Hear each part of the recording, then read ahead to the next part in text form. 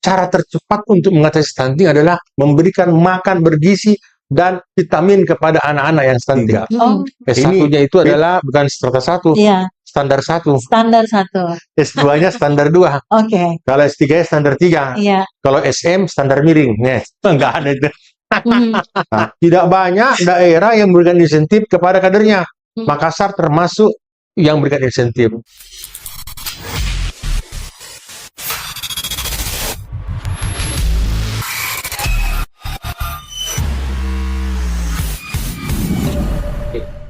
Assalamualaikum warahmatullahi wabarakatuh. Kita kembali jumpa di program di channel kami ini yang selalu saja menghadirkan narasumber yang akan menambah referensi Anda untuk tentu saja informasi-informasi yang Anda butuhkan. Nah, untuk kali ini kita akan berbicara seputar tupoksi dari Dinas DPP KB Kota Makassar. Tentu saja yang nantinya akan mengambil tema program strategis dalam membangun keluarga berkualitas. Nah, saya sudah bersama dengan Pak Kadis saat ini, sudah bersama Pak Andi Irwan Bangsawan, MSI. Assalamualaikum, selamat siang Pak Kadis. Waalaikumsalam, Mbak Ida. Alhamdulillah Waduh, bisa ketemu kembali. betul. Kita hampir rutin ya bertemu untuk program Rutin podcast ketemu kita ini. ya. Nah, ini tentu saja menandakan bahwa betapa pentingnya tentu saja peran DPPKB dalam hal ini di tengah-tengah masyarakat, apalagi dalam proses pembangunan di Kota Makassar. Ya, kalau kemudian kita berbicara tentang tentu keluarga berkualitas. Nah, ini tidak akan jauh dari kemudian seperti apa yang namanya Bangga Kencana. Nah, ini bisa seperti itu, dan bagaimana percepatan penurunan stunting dalam hal ini. Ini yang tidak bisa kita lupakan ya untuk keluarga yang berkualitas nantinya. Nah, untuk saat ini visi kemudian seperti apa juga program strategis dari DPPKB Kota Makassar dalam hal ini untuk kemudian suksesnya program ataupun membentuk keluarga berkualitas. Iya. Terima kasih Mbak Ida. Jadi bahwa pertama saya terima kasih sudah diundang di sini ya untuk memberikan informasi kepada masyarakat, kepada halayak ramai tentang bagaimana tugas dan kewenangan Dinas Pengendalian Penduduk dan Keluarga Berencana Kota Makassar. Kebetulan ya kurang lebih 1 tahun lebih lah saya sudah menjabat di situ. Tentunya ada beberapa hal yang paling penting yang perlu kita ketahui bersama, bahwa pembangunan keluarga berencana ini tidak lagi bercerita dan berkisah tentang KB. Iya. Sudah metamorfosis, sudah berubah, sudah lebih kompleksitas lagi tugas, kewenangan, dan kewajiban yang harus kita laksanakan. Yaitu bukan lagi cerita tentang KB. KB saja. Tapi katanya situ ada pengendalian penduduk. Tapi bukan hanya pengendalian penduduk. Apa itu pengendalian penduduk? Pengendalian penduduk ya tentunya bukan hanya pada jumlah kuantitasnya atau jumlahnya, tapi kualitasnya. Kualitas penduduk itu. Penduduk itu dari mana? Penduduk yang mulai dari lahir, anaknya, misalnya gitu, dan lain sebagainya, misalnya anaknya, kemudian remaja, ada ketika tua, dan lain sebagainya, yang disebut dengan Tribina. Tribina itu apa? BKB, Bina Keluarga Balita, Bina Keluarga Remaja, dan BKL, Bina Keluarga Lansia. Nah, ini yang menjadi kewenangan dan tugas kita. Nah, ini yang kita lakukan saat ini, bagaimana untuk mengembangkan ini, dan tentunya kita berkolaborasi dan berkoordinasi dengan teman-teman dari BKKBN Provinsi yang kita langsung dari Bangga Bangga Pusat Jakarta gitu. Itu tugas-tugas kita. Jadi begitu banyak tugas kita. Jadi dan akhirnya masuk juga stunting, dan masuk masalah MBG juga. Kan tahun ini kan, kemarin kan belum, sekarang udah. Jadi setiap SPPGI harus wajib menerima data dan informasi dari DPPKB Kota Makassar. Oke. Gitu. Baik. Visi pemerintah Kota Makassar ini kan tentu harus sejalan juga ya Pak Kadis ya dengan apa yang kemudian sudah disampaikan tadi untuk tentu saja seperti apa program prioritas ini. Bagaimana keberlangsungan jalan beriringan ini sampai hari ini? Ya, jadi visi Kota Makassar itu Makassar unggul, inklusif, aman, dan berkelanjutan. Berkelanjutan.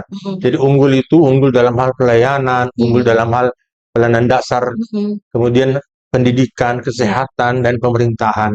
Kemudian inklusif, Makassar itu adalah untuk semua. Makassar bukan hanya orang per orang, tapi untuk semua kota Makassar. Bahkan bukan untuk warga Makassar Iya. yang berusaha dan bekerja di kota Makassar. Mm-mm. Aman tentunya, aman dari lingkungan kita. Berkelanjutan bahwa pemerintahan ini harus berkelanjutan, ya, Mm. dan tentunya memberikan dampak positif bagi warganya. Itu visinya wali kota. Itu visi besarnya. Kemudian terkait dengan kita, ya, dengan pemerintah DPPKB Kota Makassar, bagaimana mensejahterakan rakyatnya, Iya. itu yang perlu. Jadi kami tidak sendiri berdiri, harus ada SKPD lain, SKPD berkaitan. Mhm. Nah, inilah yang kami lakukan. Bagaimana pertama, ya, tugas kami tidak bisa terlepas daripada keluarga berencana itu paling utama kita, ya. Kemudian yang kedua, bagaimana pembangunan keluarga. Mhm. Makanya kita ada tugas kita baru lagi ini kemarin sejak Januari ini, yaitu Iya. MBG 3B, penyaluran MBG Mhm. bagi masyarakat 3B. Iya. Apa 3B itu? Adalah balita non Balita. PAUD, Mhm. kemudian ibu hamil, Mhm. kemudian ibu menyusui. Menyusui, Nah, ya. ini semua tiga ini harus juga mendapatkan MBG setiap harinya. By name, by address, datanya harus ambil di PKB Iya. dan disalurkan oleh teman-teman kader di bawah. Kader-kader KB yang menyalurkan itu semua. Itu tugas-tugas kita sekarang. Dan ini sekarang di Makassar ini kita lagi baru mendata kembali, ya. Data udah ada, tapi kita memberikan data kepada beberapa SPPG yang ada di Kota Makassar, yaitu Satuan Pemenuhan Pelayanan dan Pemenuhan Gizi. Iya. Ini SPPG yang ada di Kota Makassar yang itu. Nah, jumlah SPPG kemarin ada 108, tapi ada juga kena suspend juga dan lain sebagainya, kan. Ya, ini jadi ada kurang lebih 80-an lebih sekarang ini yang bergerak dan aktif memberikan bantuan makanan gitu. Oke. Untuk program keluarga berkualitas, tadi Pak Kadis sudah mengatakan hal yang baru adalah terkait MBG. MBG 3B. 3B kalau tidak salah. Ini kan baru kemudian dikoordinasikan sampai saat ini. Kalau sampai hari ini koordinasi dengan SPPG seperti apa, Pak Kadis? Kemudian data yang by name, by address, bagaimana kemudian melihat bahwa itu memang datanya valid? Ya. Ya. Jadi by name, by address data ada bank data kita. Iya. Bank data kita terverifikasi dan tervalidasi melalui Dinas Kesehatan. Iya. Yang itu setiap bulan itu Dinas Kesehatan mengeluarkan data-data stunting dan risiko stunting. Data stunting kita sekarang 2.848. Iya. Tiap bulan itu menurun. Itu terverif semua by name, by address Dinas Kesehatan. Cuman kita tidak bisa menyajikan pada umum by name, by address karena ini kan masalah etika. Nah, ini kita pakai data tersebut. Kemudian ini stunting 2.848, tapi masih ada yang namanya resiko stunting. Iya. Nah, resiko stunting ini cukup besar datanya, harus kurang lebih 17, 18, atau 20 ribu orang yang harus kita cover untuk diberikan ini. Inilah data tersebut yang kita urai kembali dan verifikasi kembali untuk disampaikan ke SPPG. Dan itu. Jadi ada, dan begini, kalau SPPG, kalau 3.000 SPPG bisa mengcover 3.000 PM, ya, penerima manfaat, maka dia wajib untuk mengeluarkan 500. Jadi 2.500 ke sekolah, 500 itu disalurkan bagi tenaga pengajar, tenaga guru, tapen, tenaga pendidik, kemudian staf di sekolah, kemudian yang ketiga itu adalah 3B tersebut. Jadi biasanya kalau satu SPPG itu biasanya tersalurkan 200 ke masyarakat. 200 PEX, ya, 200 PEX atau 200 ompreng itu masyarakat. Itu harus tiap hari diberikan. Nah, datanya dari kami. Begitu. Dan itu tervalidasi, terverif. Dan terverif tiap bulan. Tiap bulan, iya. Karena memang tidak menutup kemungkinan, Pak Kadis, misalnya yang beresiko stunting dalam perjalanan mungkin tiba-tiba sudah bisa dikatakan bahwa dia ini sudah tidak lagi kemudian harus mendapat bantuan, bisa jadi kan gitu. Betul. Artinya memang verifikasi data ini harus selalu dilakukan agar nanti tepat sasaran penerima ini. Ya. Jadi begini, kalau cerita tentang stunting, saya selalu mengatakan bahwa cara tercepat untuk mengatasi stunting adalah memberikan makan bergizi dan vitamin kepada anak-anak yang stunting. Ini beda ya antar risiko. Kalau risiko itu, jadi kita harus melihat dari semenjak mereka dalam kandungan risiko stunting. Kita udah tahu, dokter udah tahu ini risiko stunting ini. Kita udah ada diberikan makanan bergizi kepada ibu hamil dan ibu menyusui. Itulah fungsinya. Tapi ketika kita membahas tentang anak-anak tersebut, Iya. cara tercepat dan terbaik dalam memberikan makan minimal 3 bulan, maksimal boleh 6 bulan, bahkan Iya. setahun. Kalau agak berat dia punya gizi buruknya, bisa setahun. Nah, kita 3 bulan. Kita evaluasi lagi. Makanya kami itu yang laksanakan itu pelaksana membagi MBG 3B tersebut adalah kelompok masyarakat yang terdiri dari kader-kader yang mengetahui kondisi masyarakatnya. Bukan orang per seorang, bukan ketua RT, bukan ketua RW. Iya, ada petugas khusus. Ada petugas khusus, kelompok, banyak orang. Iya. Jadi mereka saling mengawasi. Kayak gitu, nggak boleh kita per orang. Jadi mereka ada petugas khusus adalah kader KB. Yang selalu berkomunikasi dengan itu. Gitu. Artinya MBG ini di tengah pro kontra ya, saat ini banyak yang juga melihat bahwa ya ternyata manfaatnya tidak sampai seperti yang diharapkan misalnya. Tetapi di sisi lain ini artinya sangat membantu untuk program stunting untuk Makassar. Sangat membantu. Bayangkan ya, Bu, kalau tadi 88 SPPJ kali 100 aja, nggak usah 200, 100 yang mereka dengan 3B. Itu pun bukan anak stunting ya. Ada yang ada yang ibu hamil dan ibu menyusui. Dan ada persentasenya di situ. 100 aja. Oke, 50 aja. 50 kali 80, 4.500. Sampai 5.000-an lebih. Artinya kalau untuk anak-anak ini 5.000, bayangkan 5.000 anak-anak Kota Makassar ini dikasih makan tiap hari. Nah, kita cuma stunting kita hanya 2.800-an. Nah, sudah tercover resiko. Belum lagi kalau ini rata-rata kan 200 speks mereka. Bayangkan 200 speks ini, Bu. Jadi saya mengatakan bahwa ini sangat bermanfaat. Kenapa? Tahun lalu kami menganggarkan dasat, ya. Kami usulkan dasat dan itu dianggarkan di Dinas Kesehatan. Jadi makan PMT namanya, pemberian makanan tambahan. Memberikan anak-anak selama 2 miliar itu selama 3 bulan kasih makan. Tahun sekarang ini nggak perlu lagi kita anggarkan begitu, karena sudah tercover di MBG ini. Begitu. Artinya ada program kemarin dari DPPKB yang sudah dijalankan seperti ini, MBG ini, tapi kemudian dengan adanya MBG itu sudah tidak berjalan lagi kita pakai di kegiatan yang lain. Nah itu karena nggak bisa double kan, bukannya juga begitu. Pak Kadis, Bangga Kencana kan ini juga masuk untuk kemudian program keluarga berkualitas. Ada juga Quick Wins. Sampai sejauh mana program ini diketahui, diedukasikan ke masyarakat? Jadi Quick Win itu program pemerintah yang harus kita jabarkan, program dari pusat ke bawah, yaitu 5 program Quick Win itu, ya. 5 program Quick Win itu adalah genting, gerakan orang tua asuh cegah stunting. Jadi anak-anak itu yang stunting itu diberikan pendampingan orang tua. Jadi bantuan dari CSR. Bantuan CSR ini. Jadi biasa perusahaan. Dan ini kami sudah keliling, alhamdulillah berjalan sampai sekarang itu. Ya, walaupun ada MBG 3B tapi kita jalankan itu karena itu CSR-nya mereka. Beberapa hotel-hotel berikan makan itu. Nah, gerakan orang tua cegah stunting. Yang kedua, gerakan Ayah Teladan Indonesia, GATI. Gerakan Ayah Teladan, bahwa sosok ayah harus hadir dalam kehidupan seorang anak. Artinya, walaupun ayahnya ini bekerja dan lain sebagainya, mereka harus hadir dalam. Makanya biasanya ada gerakan mengantar anak ke sekolah hari pertama. Yang kedua kemarin gerakan menerima rapor ke ayah. Yang selama ini kan yang menerima rapor mamanya aja. Papanya tidak pernah tahu bagaimana tingkat pendidikan anaknya. Anak yang penting saya kerja. Nah, sekarang ini kami kemarin Pak Wali mengarahkan, mewajibkan bahwa anak-anak yang SD, SMP, anaknya bahkan SMA, yang terima rapor adalah ayahnya melalui surat edaran wali kota. Nah, ini kita lakukan. Nah, kemudian yang ketiga adalah Tamasya, Taman Asuh Sayang Anak. Jadi Tamasya itu seperti TPA, tempat penitipan anak, tapi ini klasternya pada klaster kantor.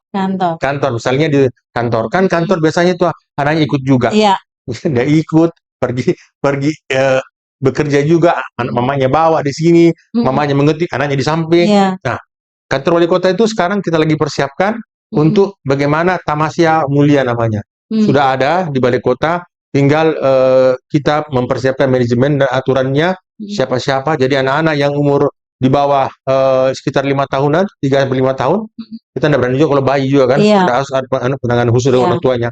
Itu mereka ada taman bermain, tamasya namanya. Itu yang tadi berapa? Yang ketiga ya. Iya. Yang keempat adalah Super Apps Keluarga Indonesia, aplikasi tentang keluarga Indonesia itu dari pusat. Yang kelima adalah lansia berdaya, lanjut usia yang berdaya atau mempunyai pemberdayaan lanjut usia. Iya. Nah, ini yang dilakukan. Jadi orang-orang yang berumur 60 tahun ke atas, ya, kita berikan semangat hidup kembali, bahwa mereka bukan lansia, kita buatkan sekolah lansia namanya. Sekolah lansianya itu bervariasi kita lakukan. Ada S1, S2, dan S3. Oh. S1-nya itu adalah bukan strata 1, Iya. standar 1. Standar 1. S2-nya standar 2. Oke. Kalau S3-nya standar 3. Iya. Kalau SM standar miring. Enggak ada itu. Seperti itu ya. Nah, itu. Oke. Tapi yang jelas bahwa memang untuk program ini, Iya. untuk keluarga berkualitas, memang sebenarnya bukan tugas dari DPPKB saja ya, bukan petugas-petugas saja yang punya tugas. Masyarakat punya tugas. Misalnya begini ya Pak Kadis, keluarga kita atau mungkin sebelah rumah kita yang mungkin luput dari pendataan berkaitan dengan stunting atau beresiko stunting, ini kan kita bisa membantu petugas untuk kemudian bisa melaporkan misalnya. Itu kan tidak menutup kemungkinan ya terjadi seperti itu. Sangat bisa. Iya. Sangat bisa. Karena apa? Masyarakat adalah informan-informan kita. Jadi makanya ada kader-kader namanya. Kader KB namanya. Dan ada TPK. Jadi TPK di Kota Makassar itu berjumlah sekitar 2000-an. Jadi itu 2000-an lebih, 2300 lebih TPK. Namanya tim pendamping keluarga. Yang tersebar di kecamatan dan di kelurahan. Kemudian kami ada di KB namanya kader KB. Kader KB kami berjumlah 1153 yang tersebar di semua kelurahan. Satu kelurahan satu RW satu kelurahan satu. Jadi 1153. Ini yang menyebar, yang melakukan pendataan tentang KB, tentang stunting. Nah, mereka itu diberikan insentif. Nah, tidak banyak daerah yang memberikan insentif kepada kadernya. Makassar termasuk yang memberikan insentif. Jadi untuk tingkat RW atau kader sub PPKBD, namanya itu adalah diberikan insentifnya 300.000 per bulan, dan untuk PPKBD juga insentifnya sebanyak 500.000 per bulan. Nah, itu baik aplikasi. Mereka begitu. Jadi kita memberikan itu ada reward juga atas kerja mereka, walaupun mereka bekerja dengan ikhlas. Gitu. Jadi itu untuk saudara gitu. Ada juga yang saya pernah dengar Pak Kadis, generasi berencana. Nah, ini kan juga satu program yang tentu saja ini hadir, yang tujuannya membentuk keluarga berkualitas. Seperti apa kalau kemudian genre ini saat ini sudah berjalan dan perkembangan sampai hari ini seperti apa? Genre itu adalah bagian daripada program kerja BKR, Bina Keluarga Remaja. Nah, genre itu adalah generasi berencana, generasi berkualitas. Nah, itu bagian dari program kerja PIKR. PIKR itu adalah Pusat Informasi dan Konseling Remaja yang ada di sekolah-sekolah. Kami sudah menyampaikan beberapa SD dan SMP untuk membuat organisasi PIKR tersebut. PIKR itu anggotanya siapa? Adalah anggotanya, pembinanya guru-guru dan kepala sekolah. Pesertanya adalah adik-adik kita, adik kita anak-anak situ.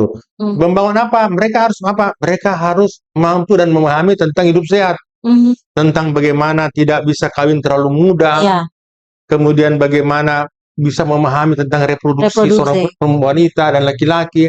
Jadi sudah diajar di situ. Selain di sekolah, ada tambahan dari kita juga. Siapa yang hadir memberikan penyuluhan itu adalah tentunya dari penyuluh kita, PKB dan PLKB yang ada di kecamatan. Kecamatan itu adalah bagian dari PPKB. Di kecamatan itu ada kami namanya UPT, Bu. Jadi kami punya 14 UPT di Kota Makassar ini. Setiap kecamatan ada kecuali satu saja UPT itu digabung. Sangkarang dan Ujung Tanah itu digabung. Karena Sangkarang kan di pulau. Jadi kita gabung dengan itu. Tapi 14 kecamatan ada balainya semua. Nah, disinilah bernaung semua teman-teman penyuluh.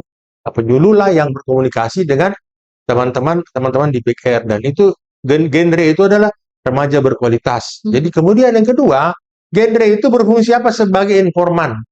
Informan tentang program-program kerja Dinas KB dan BKKBN provinsi dan provinsi pusat itu. Oke, seperti itu. Sejauh ini kalau kemudian memantau bagaimana PIK-R ini berada di sekolah-sekolah. Ini kan saya yakin Pak Kadis tujuannya adalah mungkin ada masalah dari remaja yang malu untuk disampaikan mungkin ya ke guru dalam hal ini karena PIK-R ini ada sehingga kemudian ini menjadi tempat untuk kemudian meminta informasi dan konsultasi mungkin seperti itu. Seperti apa sampai hari ini efektivitas dari PIK-R ini di sekolah-sekolah? Sangat efektif karena penyuluh kami kami punya penyuluh 99 orang satu Kota Makassar ini. Mereka sudah keliling ke kecamatan dan kelurahan, ada kelurahan. Mereka mendampingi anak ini. Yang kedua, kalau anak ini dianggap punya kemampuan untuk memberikan kontribusi positif terhadap siswanya, mereka dilatih juga. Jadi kalau ada kan namanya kita punya forum genre, ada forum genre. Jadi kami kita buat dari genre ini ada namanya forumnya, forum genre yang terdiri dari anak-anak remaja yang berkualitas. Nah, di Kota Makassar namanya forum genre Kota Makassar. Inilah yang keliling ke sekolah-sekolah. Kadang-kadang kalau mereka mau curhat, kakak dia curhat kepada forum genre ini. Karena forum genre ini rata-rata biasanya mahasiswa baru dan anak-anak SMA juga. Jadi mereka antara SMP bisa saling curhat juga. Tapi kita lihat dulu ini SMP ini apakah kedewasaannya bagaimana. Yang menilai itu penyuluh-penyuluh tersebut. Kemudian kalau ada keluhannya tentang kondisi sekolah dan sebagainya, sampaikan ke penyuluh yang sampaikan ke sekolahnya. Nah, itu fungsinya kita. Jadi sangat berfungsi dan bagus. Gitu. Oke, seperti itu. Saya pernah melihat memang bagaimana kondisi PIK-R ini, Pak Kadis di salah satu SMP ya.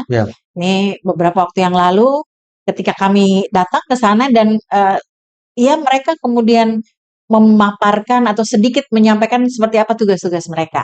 Nah, dan ternyata memang PIK-R ini efektif ya, bagaimana di kalangan remaja, terutama di sekolah-sekolah, di SMP, yang memang sangat membutuhkan tempat untuk bisa menyampaikan pertanyaan, sesuatu yang mungkin ke guru tidak bisa disampaikan. Seperti itu. Kita apresiasi untuk itu dan anak-anak yang terpilih ya untuk PIK-R ini. Ada inovasi Pak Kadis yang kemudian sudah dulu mengenai PIK-R ada kendala. Masih ada sekolah yang tertutup. Nggak mau buka diri. Jadi saya sampaikan penyuluh, saya targetkan penyuluh harus masuk ke sekolah-sekolah. Masih banyak sekolah, masih ada sekolah yang bagus, ada juga yang kurang merespon ini. PIK-R mengatakan program kerja apa yang padahal sebenarnya program kerja kita. Makanya kemarin saya mewajibkan penyuluh untuk ke SD dan ke SMP dan lain sebagainya itu. Gitu. Tertutup dengan alasan apa itu? Jadi data saya kurang tahu alasannya apa. Jadi mereka tidak mau buat PIK-R. Jadi kemarin saya bicara Kadis Pendidikan tolong menjadikan ini salah satu persyaratan. Tapi nanti setelah proses mutasi lah, pergantian kepala sekolah lah, baru kita lakukan turun. Ya kita lakukan itu. Karena target saya ini PIK-R ini harus maksimal di Kota Makassar. Ya begitu. Jadi saya banyak juga sih kepala sekolah yang gitu. Jadi rata-rata kepala sekolah yang juga harus sampaikan di sini. Kepala sekolah itu yang milenial, kolonial macam kita ini sudah lain-lain cara berpikirnya. Iya, karena memang melihat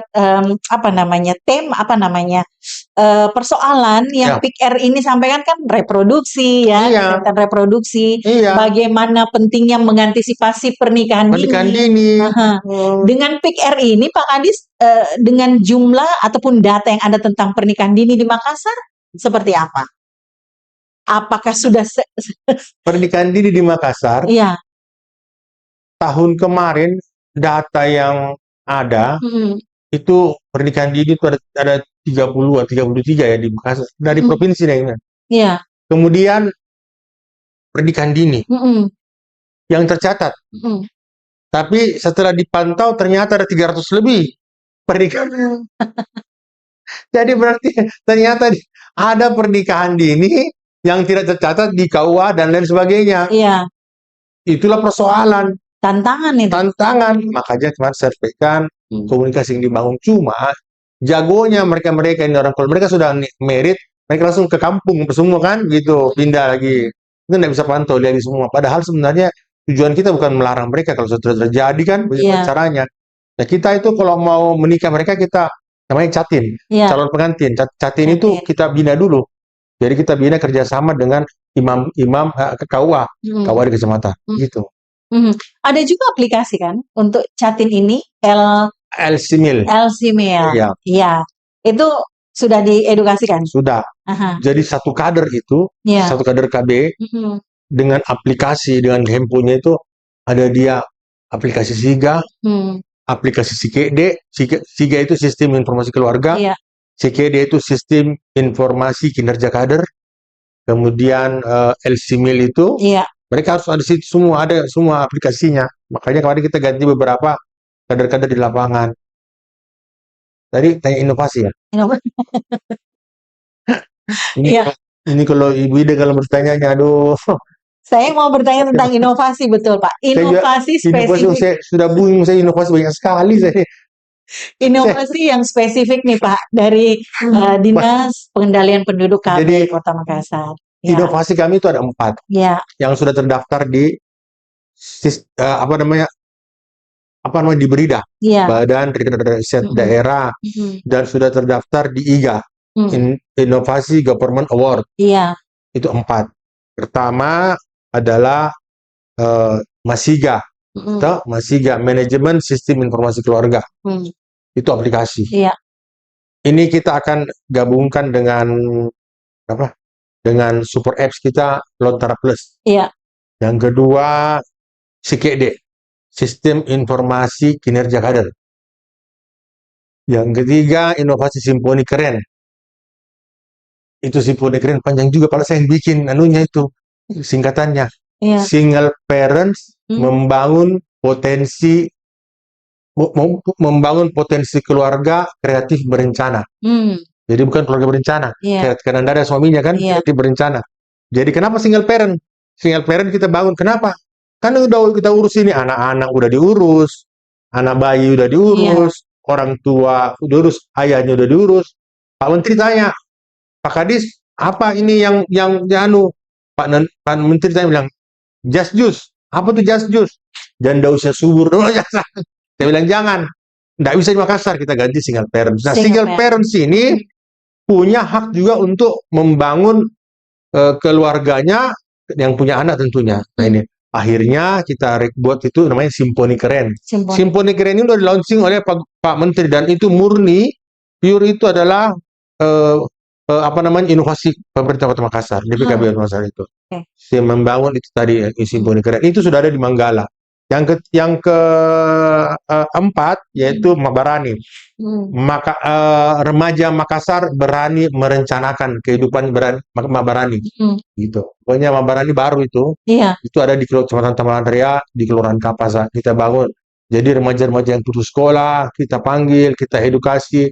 Kalau mereka punya keinginan, karena kalau kita kan sosialisasikan itu Bu, rata-rata itu 20% yang mau. Jadi karena saya jaminkan bahwa kalau Anda mau tingkatkan kemampuan Anda, saya jaminkan untuk memberikan bantuan untuk bikin UMKM. Tapi kan kalau dari 50 orang, biasanya itu hanya 5 atau 10 orang, 5 orang aja yang mau apa semua. Nggak apa-apa. Seperti kita melempar jaring, tidak semua ikan kita dapat. Yang penting ada. Nah itu kita lakukan. Nah itu namanya Mabarani. Itu itu. Tepat kita punya inovasi. Tapi saya tertarik dengan Simponi Keren tadi Pak. Apa yang kemudian coba diberikan kepada ibu-ibu yang single parent? Dalam hal ini tentu mungkin bagaimana mereka agar bisa tetap tough, bisa tetap bisa mandiri, tangguh. Apa yang diberikan di situ? Begini. Jadi yang pertama kami lakukan kita data kemarin di Kecamatan Manggala, beberapa single parent, apalagi single parent yang punya anak usia remaja dan anak ini kita panggil, kita memberikan sosialisasi pertama. Sosialisasi itu seperti apa?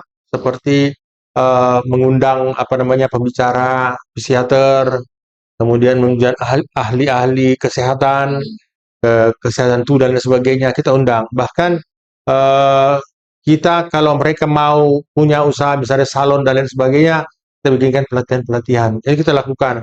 Kemudian kita bikinkan games-games juga. Jadi mereka ada pertemuan-pertemuannya. Jadi games bagaimana misalnya olahraga dan mereka semangat. Ya mereka ada baju seragamnya juga, baju kaos seragamnya untuk olahraga.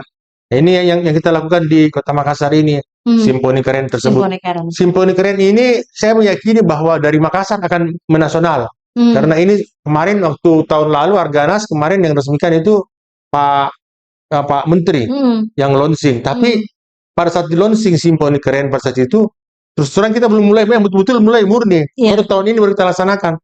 Jadi Simponi Keren itu kita dengan kekuatan keberanian aja, udah kita launching Simponi Keren, begini-gini konsepnya, begini-begini. Launching dulu. Secara launching baru kita laksanakan. Oh, oke. Begitu. Oke. Kita berharap Simponi Keren ini mengikuti yang lainnya juga. Inovasi-inovasi lainnya bahwa berjalan dengan lancar. Iya, siap. Oke, sampai di sini kebersamaan kita untuk program podcast kali ini dengan tema program strategis dalam membangun keluarga berkualitas bersama dengan Kepala Dinas DPPKB Kota Makassar, Dr. Andes Andi Irwan Bangsawan MSI. Terima kasih Anda sudah bersama kami di sini dan sampai jumpa.